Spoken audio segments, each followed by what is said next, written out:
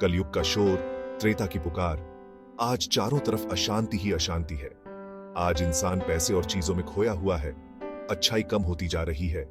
ऐसा लगता है जैसे कलयुग अपने चरम पर है। लेकिन क्या हम इस अंधेरे में डूबने के लिए ही बने हैं? क्या कोई उम्मीद की किरण है? हाँ, रामायण के आइडियल्स आज भी इंपॉर्टेंट हैं। त्रेता युग, राम राज्य का युग हमें इंस्पिरेशन देता है। यह हमें याद दिलाता है कि धर्म, सच्चाई और न्याय लाना पॉसिबल है। हमें अपने अंदर के राम को जगाना होगा। यह समय खुद को देखने का है। क्या हम अपने स्वार्थ से ऊपर उठकर सोसाइटी के लिए सोच सकते हैं? क्या हम पुराने वैल्यूज को अपनाकर एक अच्छी दुनिया बना सकते हैं? इसका जवाब हम सबके अंदर है।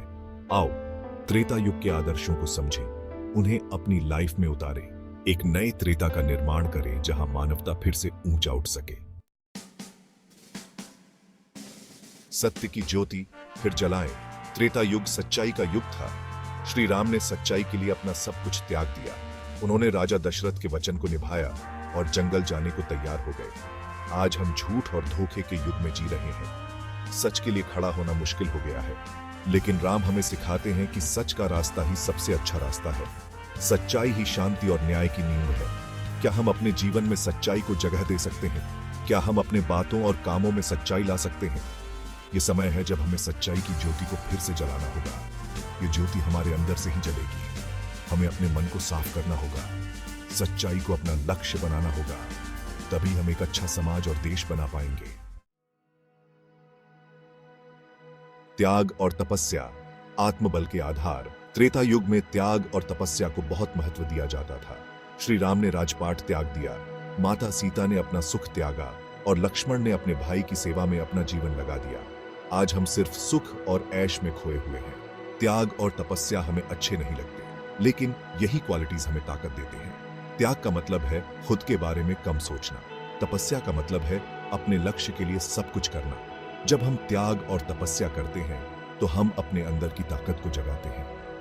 यह ताकत हमें मुश्किलों का सामना करने और सफल होने में मदद करती है। यह हमें एक अच्छा इंसान बनाती है। यह हमें सच्चे सुख की ओर ले जाती है। सेक्शन 4, प्रकृति प्रेम जीवन का सार। त्रेता युग में प्रकृति के साथ प्यार था। जंगल देवताओं का घर थे, नदियां पवित्र मानी जाती थीं और जानवरों और पक्षियों का सम्मान किया जाता था। आज हमने प्रकृति का बहुत नुकसान किया है। हमने जंगल खत्म कर दिए हैं, नदियों को गंदा कर दिया है और पर्यावरण को नष्ट कर दिया है। यह विनाश हमारे लिए खतरा बन गया है। प्रकृति का गुस्सा दिखने लगा है। हमें तुरंत समझने की जरूरत है। हमें त्रेता युग से सीखना चाहिए। हमें प्रकृति के साथ प्यार और सम्मान से पेश आना चाहिए। हमें अपनी धरती की रक्षा करनी चाहिए।